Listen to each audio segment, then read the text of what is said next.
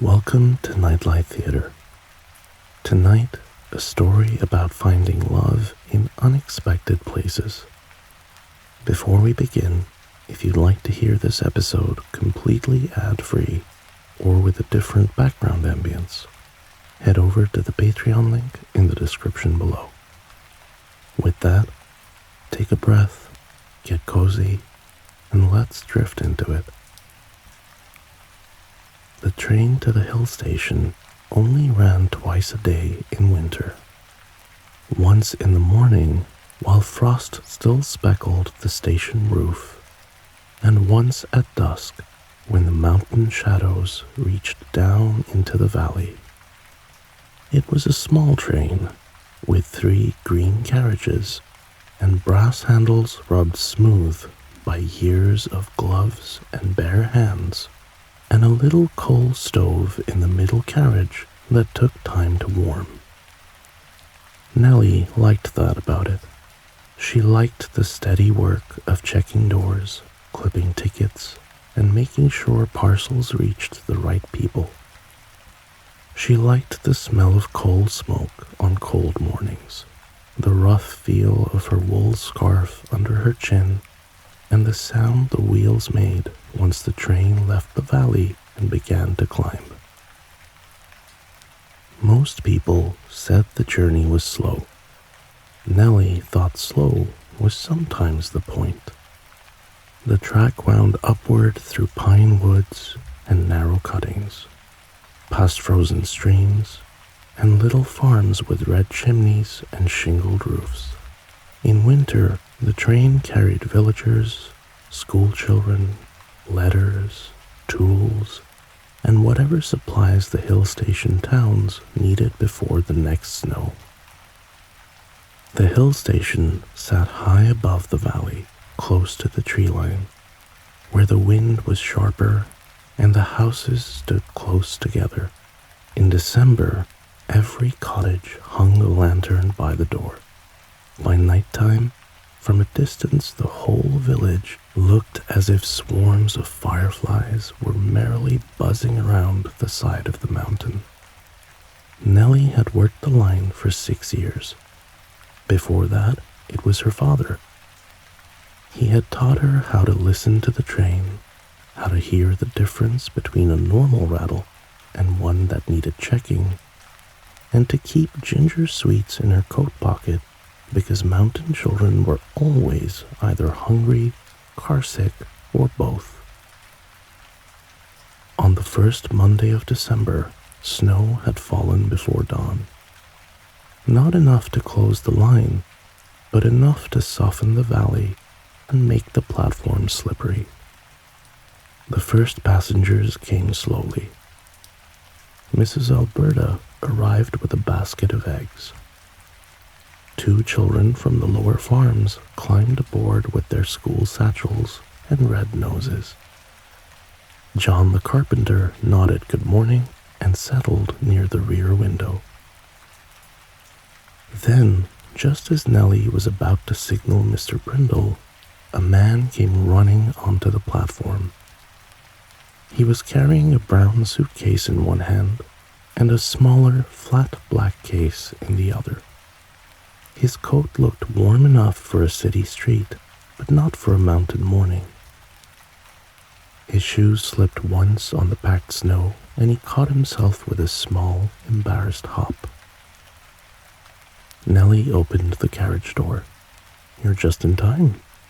He stopped beside her, breathing hard.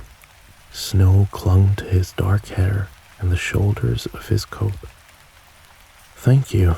I thought I'd missed it." "You nearly did." His voice was gentle and a little hoarse from the cold. When he stepped into the carriage, Nellie caught the clean smell of sandalwood soap from his scarf. "Ticket?" she asked.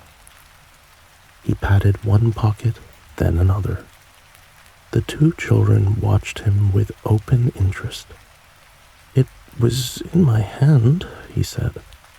"That is where tickets are most likely to escape from," Nellie replied. He looked up, worried for half a second, then saw that she was only being dry with him. After more searching, he found the ticket folded inside one glove. Nellie clipped it. Andrew Young. The hill station town? Yes. Staying long? A few weeks. That was the usual answer from people who had not yet experienced local weather. Then you will want better shoes. She looked down at his feet. They were already wet at the edges. Yeah, I'm beginning to see that, Andrew said. The first part of the journey was quiet. Outside, the white fields gave way to darker woods, and branches brushed snow against the windows as the train climbed. Andrew sat near the stove with the black case across his knees. He looked out of the window more than most visitors did, not with the restless glance of someone waiting for the next thing, but with careful attention. Then the black case slipped. He caught it quickly, but the latch had already opened. Inside lay a violin. The wood was a warm, deep brown, polished with use. One of the children leaned forward inquisitively. Can you play? Andrew looked at the violin for a moment before answering. A little. Mrs. Alberta gave a soft snort from behind her knitting. Nobody carries a violin like that if they only play a little. Then maybe a medium amount, he said. Nellie did not ask more. There was something in the way he closed the case that made the violin feel like something not yet ready to be discussed. By the time they reached the hill station, the sky had turned a pale, even gray. Andrew stepped onto the platform and stared at the road. It climbed sharply from the station.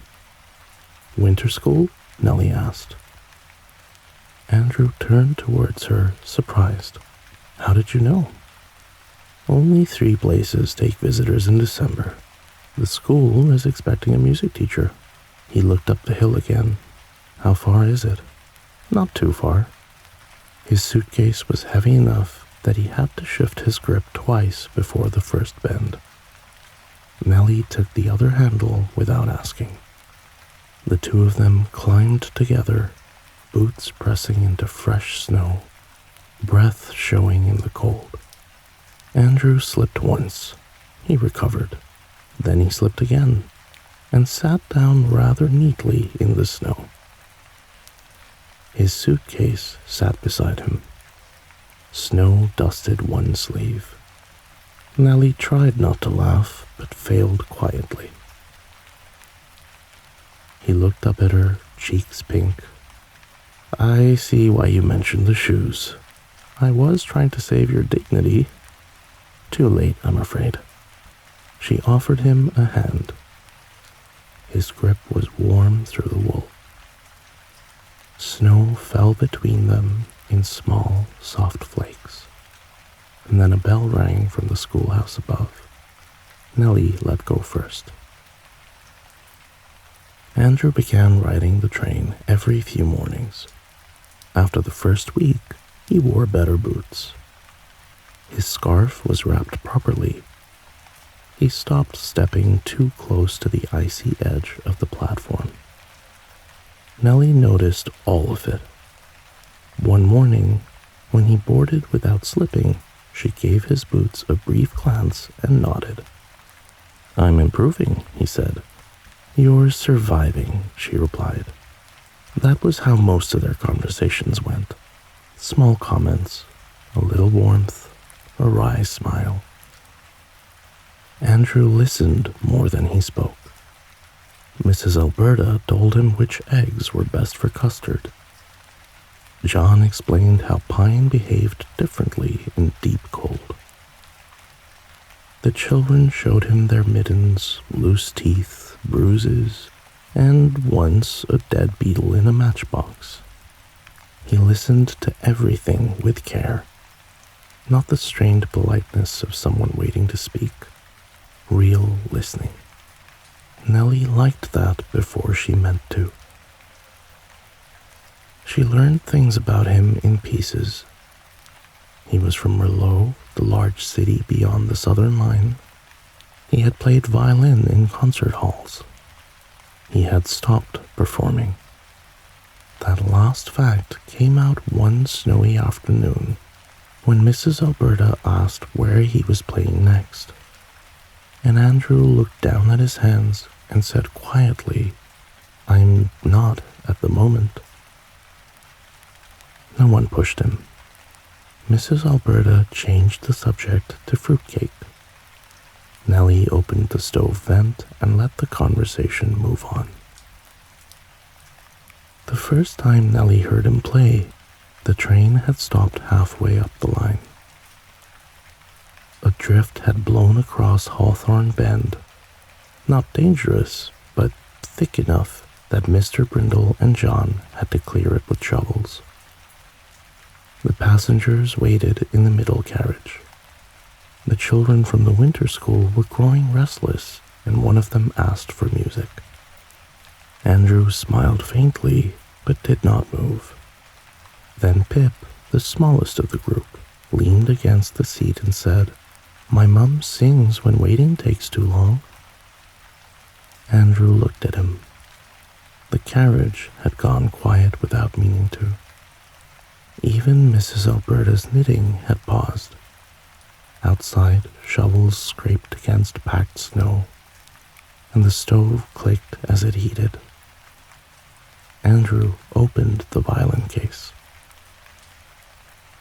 He lifted the instrument slowly, reminding his hands how to do something they once knew how to do extremely well.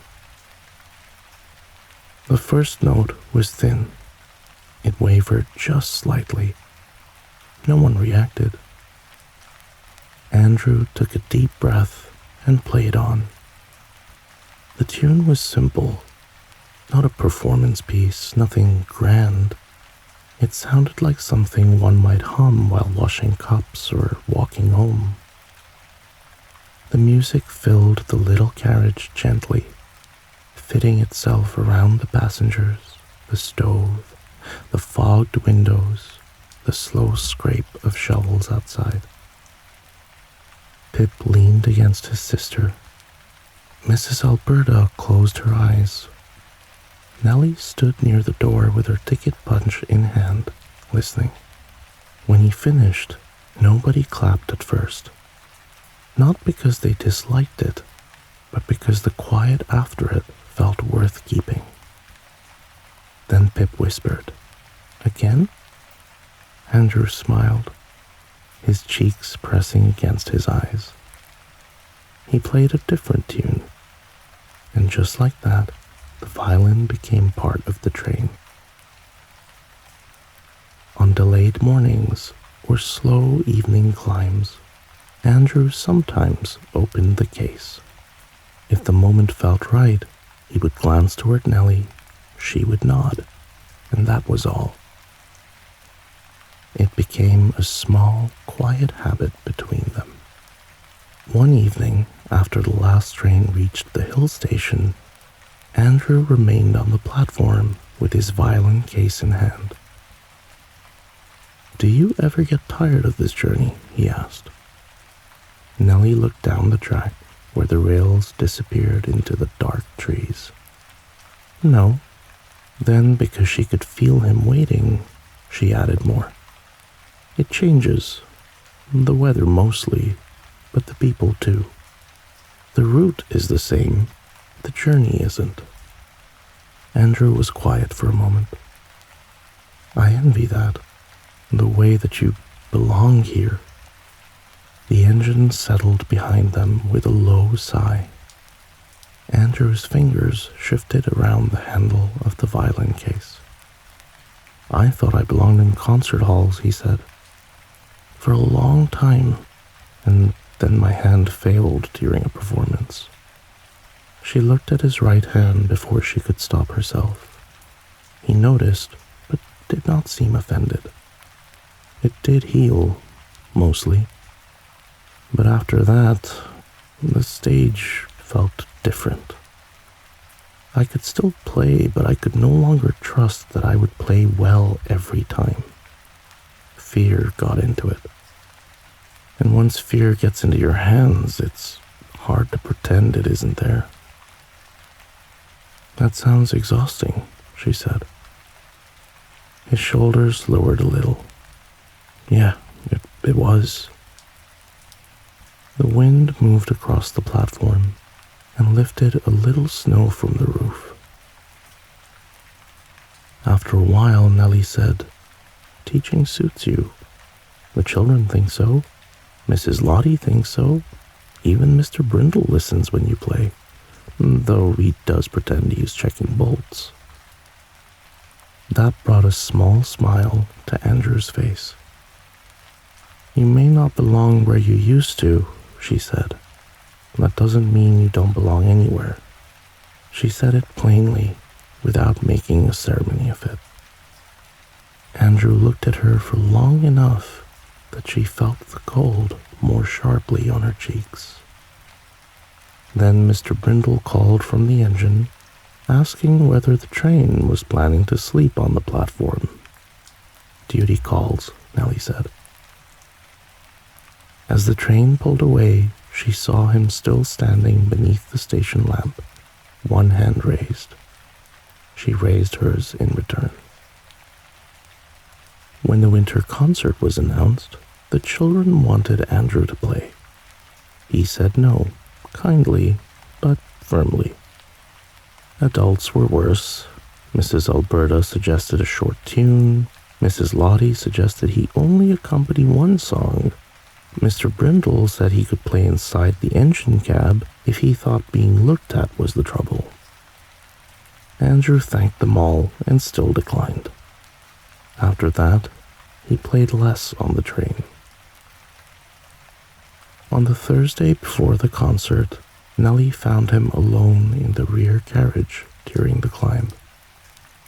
He sat with the violin case beside him unopened. Nellie sat across from him, and for a while, neither spoke. The train did some of the talking. Wheels over track, heated coals, wind pressing at the window seams. At last, Nellie said, "You don't have to play at the concert." "I know," replied Andrew. "But you want to," Nellie said. He did not answer quickly. The train curved along the ridge, and the valley opened below them, pale with snow. "I want to be the kind of person who can," he said. "Maybe that counts for something." "Wanting?" "No, trying to want." Andrew gave a tired smile. "That is a very gentle standard." "Not always," replied Nellie. He looked down at his right hand. "I'm afraid they'll hear me fail." Nellie let the words sit for a moment. "Everyone already cares about you," she said. "Not the version who plays perfectly, you. The man who teaches them songs about dragons eating porridge. If your bow slips, they'll still care about you." Andrew looked at her. She could see he wanted to believe it. The train slowed as it approached the hill station. He placed his hand on the violin case. He did not open it, but he did not move it away either. That evening, Nellie helped him carry supplies up from the station to the school. Andrew carried a box of oranges. Nellie carried a crate of candles. Halfway up, he stopped. An orange rolled from the top of the box and dropped into the snow. Nellie picked it up, and when she brushed off the snow, a little sharp orange smell rose from it. "Nellie," Andrew said. She looked at him. He stood beneath one of the lanterns, snow catching in his hair. For once, he did not look careful, only nervous. "I care for you," he said, "more than I thought I meant to." The words were simple. They worked better that way. Nellie felt them in her chest before she knew what to do with them. The school windows glowed above. From inside came the clatter of dishes, children laughing, and someone calling for more firewood. "I don't know what happens after the school term," Andrew continued. "I don't want to make promises that I can't keep." Nellie stepped closer. "I don't know everything either. I know the train schedule. I know which stove door sticks. I know Mrs. Alberta uses too much clove. But I know I like walking up this hill with you. I like hearing you play even when it isn't perfect. I think maybe that's enough to begin with." His free hand found hers beside the box of oranges. He held her carefully, as if asking and answering all at once. Mrs. Lottie opened the school door above them. "If you two are finished chilling the fruit, bring it in before supper burns." Andrew laughed softly. The moment didn't break. Somehow, it only became warmer having been called back into ordinary life. The night of the concert, a storm closed the lower line. The evening train, carrying most of the children's families up from the valley, was blocked by a drift near Bridgewalk. By 4 o'clock, the school had gone all too quiet. The children still practiced. They still hung lanterns and straightened chairs, but their eyes kept going to the windows.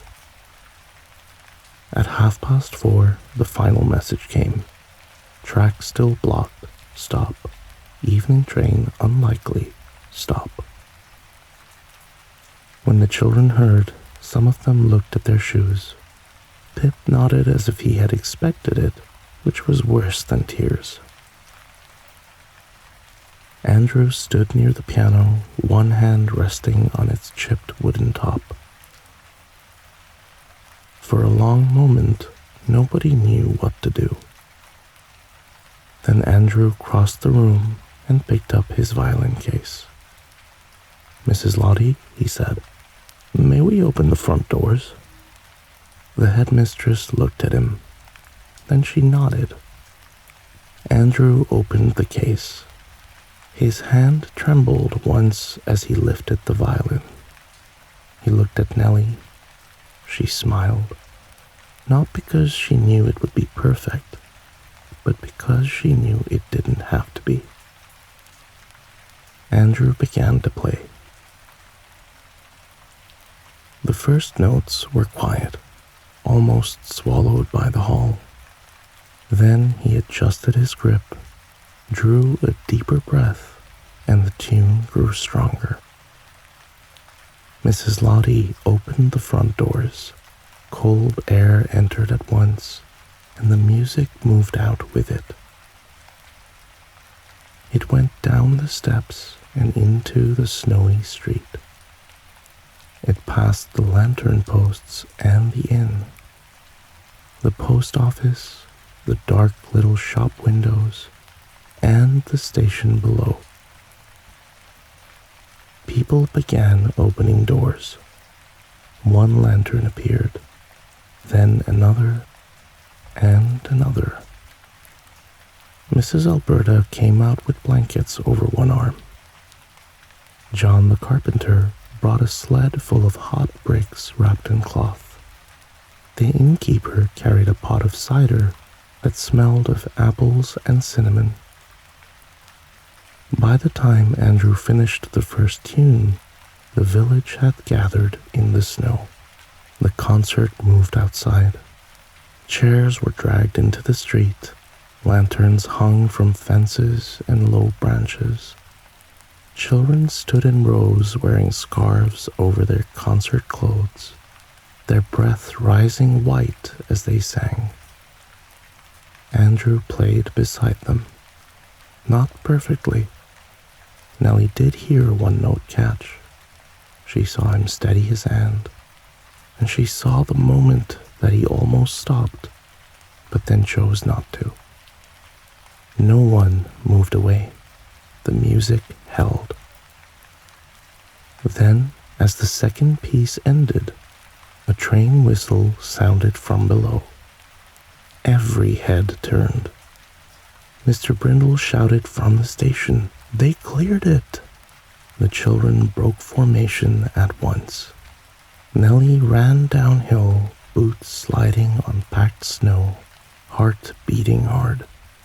The train came slowly through the dusk, its headlamp bright, steam rolling into the cold.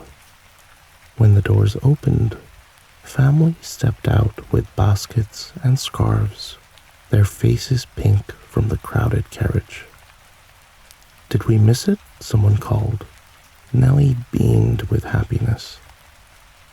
The walk back up became a lantern procession.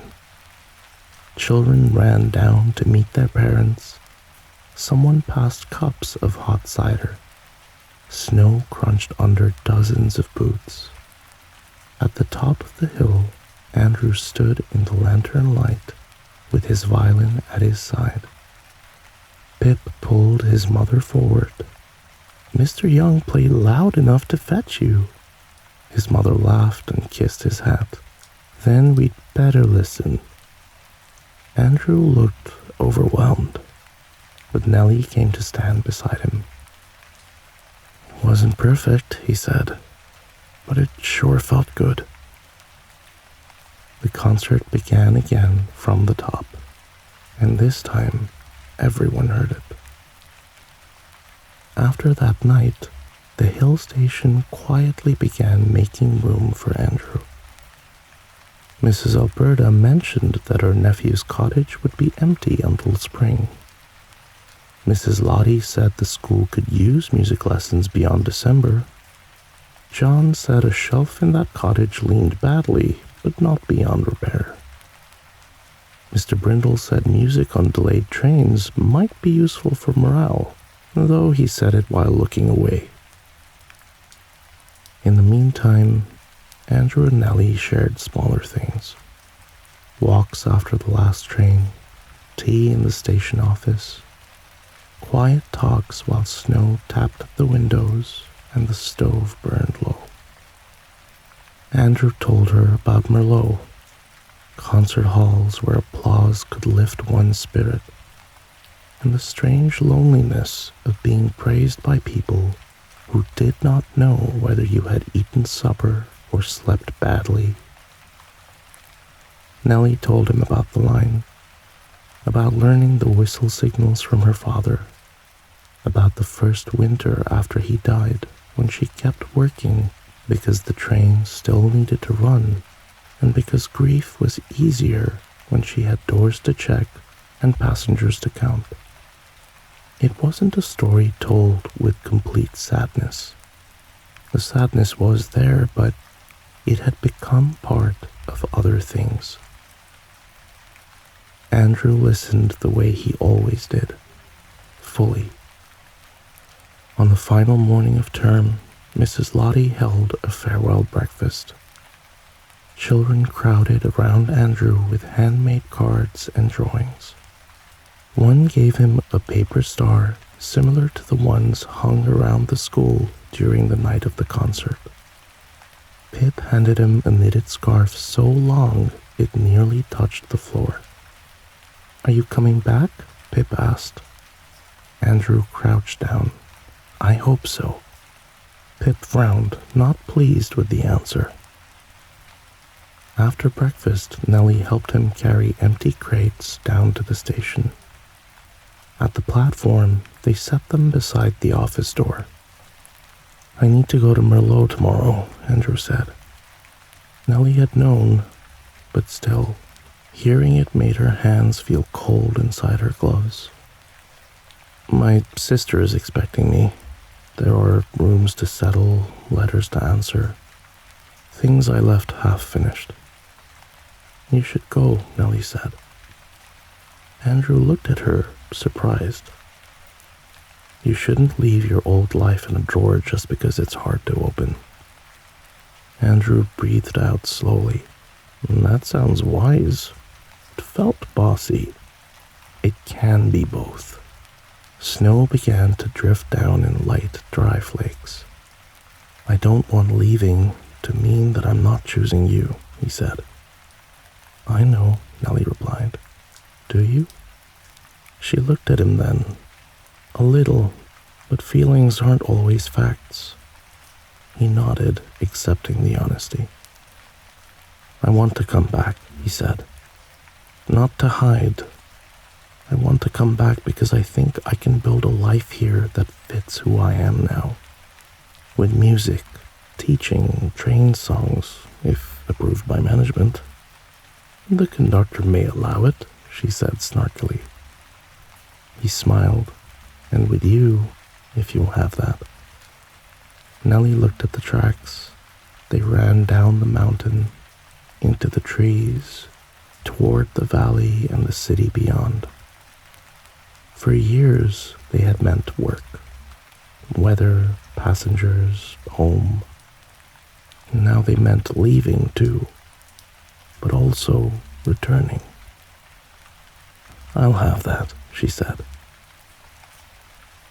The next morning, Andrew came down the hill with his suitcase and violin case, wearing proper boots, a thick coat, and Pip's absurdly long scarf wrapped twice around his neck. He stopped in front of her. That scarf may be a danger to railway safety, she said. I'll wear it responsibly. The whistle blew. Neither of them moved. Andrew reached into his coat and handed her a folded note. Open it after I go. That sounds ominous. He took her hand. A few snowflakes drifted in and settled on his sleeve. Nellie brushed one away. I'll come back, he said. I'll be here. His face softened, and then he kissed her. Gentle and brief, because the train was waiting, and Mr. Brindle had the patience of a kettle at full boil. As Andrew boarded, Nellie stood on the platform, and the train began to move. He watched her through the window, one hand raised, Pip's scarf bright against his coat. She kept her hand raised until the train curved into the pines and disappeared. Only then did she open the note. There was only one line inside. Nellie laughed in the empty station, then folded the note carefully and placed it in her coat pocket. The storm closed the line for 3 days.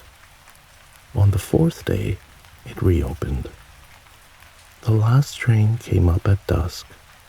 Nellie stood on the platform with a lantern in hand. The sky was deep blue, and the snow around the track glowed softly in the station light. The whistle sounded far below. Her heart lifted before she could stop it. The train came through the trees, slow and bright. It stopped with a sigh. A farmer stepped down, then a woman visiting her sister, then a boy with school supplies, and then music began from the rear carriage. A violin, soft at first. Nellie turned. Andrew stepped down onto the platform, playing as he came, violin under his chin, Pip's scarf trailing dangerously close to the step. It was the snow song from the train, but brighter now. Doors opened up the hill. Lanterns appeared one by one. Pip came running so fast that Mrs. Alberta shouted after him about the ice. Mr. Brindle became very interested in the engine controls.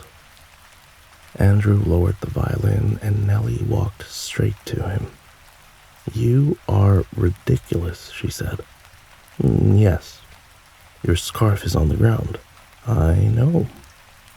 The station filled with people, lanterns, and warmth and welcome. Someone took his suitcase. Someone rescued the end of Pip's scarf from the snow. Mrs. Alberta hugged both of them at once, smelling strongly of cloves and fruitcake. It was not tidy, it was not quiet, and it was better for all of it. Andrew took Nellie's hand. I don't know everything that comes next, he said. I know, but I did take a cottage for the winter. That's something. I'll teach at the school twice a week. That's something too. And Mr. Brindle has approved music on snow delays, fog days, and journeys where Mrs. Alberta requests it. Nellie smiled. That will be most journeys. I suspected as much, Andrew replied. From the village above, someone called for them before the soup got cold. Nellie thought of all the ways they might have missed each other. A late train, a closed line, a winter term too short, a city life that needed finishing before a mountain life could begin. So many things had stood in the way. And yet here he was, his hand warm in hers, snow melting slowly from his hair, violin safe in its case beside them. The train cooled with a soft creaking. The pine trees moved lightly in the wind. Together, they climbed the hill toward the lanterns, toward soup, music, and the waiting warmth of the village and each other. And with that, let's call it a night. Keep the nightlight on and sleep well.